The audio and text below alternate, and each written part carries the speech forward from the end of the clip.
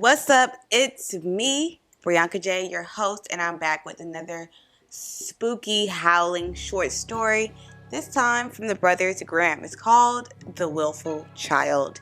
Now, if you're enjoying this series and you want me to keep going for the rest of the Halloween season, meaning like 8 more days, new costume, and a new story daily, make sure you're commenting, you're liking, and subscribing on these videos so I know I ain't wasting my time, you feel me? Anyway, let's get into it.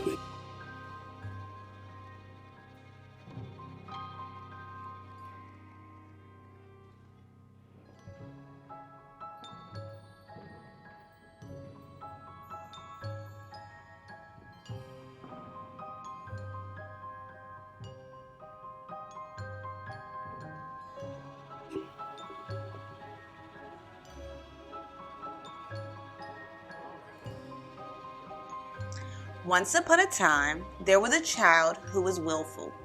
She would not do anything her mother wished. For this reason, God had no pleasure in her and let her become ill. No doctor could do her any good, and in a short time, she lay on her deathbed. She was lowered into her grave. The earth was spread over her.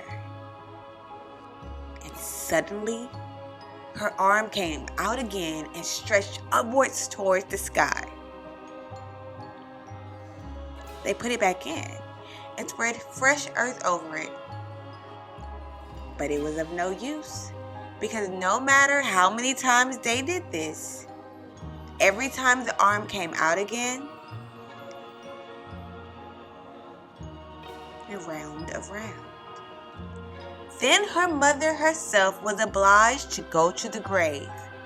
She struck the arm with the rod.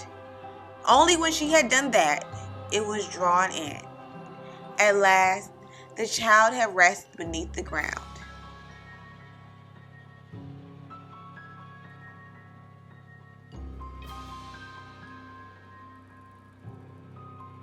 This was published by the brothers Grimm, and looks like it first came out in around 1815 in the first edition of their stories. Now, I won't lie to you guys, this story is mighty short, so I'm going to go ahead and read you a second one. So it's like a 2-for-1 here, a couple fairy tales by the brothers Grimm. This next one we're going to read is The Dog and the Sparrow. The dog meets the sparrow. A sheepdog had not a good master. No, his master let him go hungry, and so he could not stay and sadly went away. On the road, he met a sparrow who said, "Brother dog, why are you so sad?" The dog replied, "I am hungry and I have nothing to eat." The sparrow said, "Dear brother, come into the town with me. I will satisfy your hunger." So they went into the town together, and when they came in front of a butcher shop, the sparrow said to the dog, "Stay there, and I will pick a bit of meat down for you." The sparrow landed on the stall, looked around to see that no one was observing him, and pecked and pulled and tore, so long at a piece which lay on the edge that it slipped down. The dog seized it, ran into a corner, and devoured it.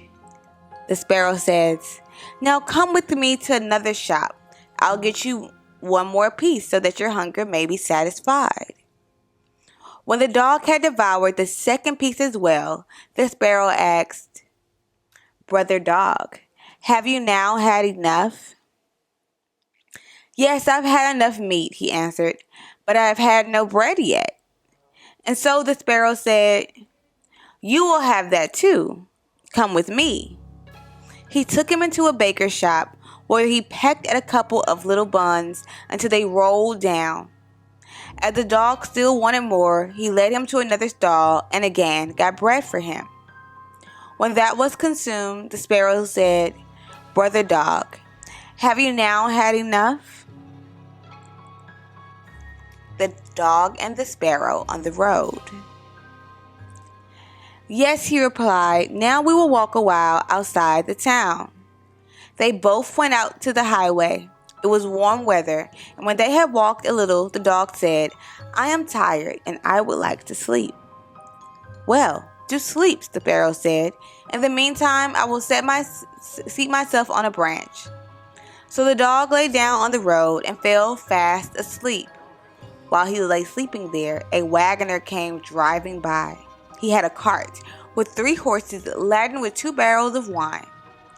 The sparrow saw that he was not going to turn aside, but was staying in the wheel track in which the dog was lying. So it cried, "Wagoner, don't do it, or I will bring you poverty." The wagoner, however, growled to himself, "You will not bring me to poverty." He cracked his whip and drove the cart over the dog. The wheels killed him. The sparrow cried, "You have run over my brother dog and killed him. It will cost you your cart and your horses." "For sure, my cart and horses," the wagoner said. "What harm can you do me?" And he drove onward. The sparrow crept under the cover of the cart and pecked so long at the same bung hole that he got the bung out. All the wine ran out without the driver noticing it. At some moment, when he was looking behind him, he saw that the cart was dripping. He looked at the barrels and saw that one of them was empty. "Unfortunate fellow I am," he cried. "Not unfortunate enough yet," said the sparrow. He flew on to the head of one of the horses and pecked his eyes out. When the driver saw that, he drew out his axe and wanted to hit the sparrow. The sparrow flew into the air and he hit his horse on the head. It fell down dead. "Oh, what an unfortunate man I am," he cried. "Not unfortunate enough yet," said the sparrow. When the driver drove on with the 2 horses, the sparrow again crept under the cover. He pecked the bung out of the second cask, so all the wine was spilt. When the driver became aware of it, he again cried, "Oh, what an unfortunate man I am." But the sparrow replied, "Not unfortunate enough yet." The sparrow seated himself on the head of the second horse and pecked his eyes out. The driver ran up to the side and raised his axe to strike, but the sparrow flew into the air, and the blow struck the horse, which fell. "Oh, what an unfortunate man I am." "Not unfortunate enough yet," the sparrow said, lighted on the third horse's head and pecked out his eyes. The driver, in his rage, struck at the sparrow without looking around. He did not hit him, but killed his third horse likewise. "Oh, what an unfortunate man I am," he cried. "Not unfortunate enough yet," answered the sparrow. "Now, will I make you unfortunate in your home?" and flew away. The driver had to leave the wagon standing. Full of anger and vexation, he went home. "Oh," he said to his wife, "what misfortunes I have had. My wine has run out, and the horses, all 3, are dead." "Oh, husband," she answered, "a malicious bird has come into the house. It has gathered together every bird there is in the world. They have fallen on our corn up, and they are devouring it." He went upstairs. Thousands and thousands of birds were sitting in the loft and had eaten up all the corn. The sparrow was sitting in the midst of them. Then the driver cried, "Oh, what an unfortunate man I am." "Not unfortunate enough yet," said the sparrow. "Wagoner, it will cost you your life as well," and flew out. The wagoner had lost all his property. He went downstairs into the room, sat down behind the stove, quite furious and quite bitter. But the sparrow stood outside in front of the window and cried, "Wagoner, it shall cost you your life." Then the wagoner snatched the axe and threw it at the sparrow, but it only broke the window and did not hit the bird. The sparrow now hopped in, placed itself on the stove, and cried, "Wagoner, it shall cost you your life." Mad and blind with rage, the wagoner smote the stove and twine.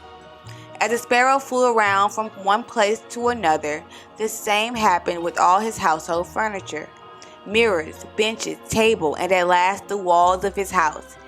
Yet he could not hit the bird. At last he caught it with his hand. Then his wife said, "Shall I kill it?" "No," he cried. "That would be too merciful. It shall die much more cruelly." He took it and swallowed it whole. The sparrow, however, began to flutter about in his body and fluttered up again into the man's mouth. Then it stretched out its head and cried, "Wagoner, it shall still cost you your life." The driver gave the axe to his wife and said, "Wife, kill the bird in my mouth for me." The woman struck but missed her blow and hit the wagoner right on his head, so that he too fell dead. The sparrow? The sparrow flew up, up, up, and away. Alright guys, that was 2 short tales from the brothers Grimm. I hope you liked them. They're kind of spooky, kind of scary, but still really fun to share with a kid in your life. I'll be back tomorrow with a new costume and a new story. Make sure you comment, like, subscribe, hit the notification so you don't miss a single thing, and I'll be back.